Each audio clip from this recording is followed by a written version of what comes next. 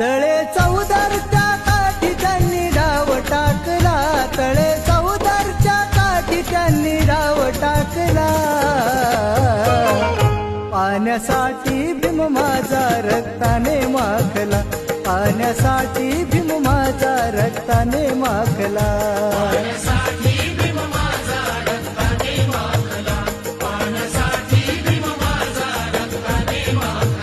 तळे चौदारच्या काठी त्यांनी डाव टाकला, तळे चौदारच्या काठी त्यांनी डाव टाकला।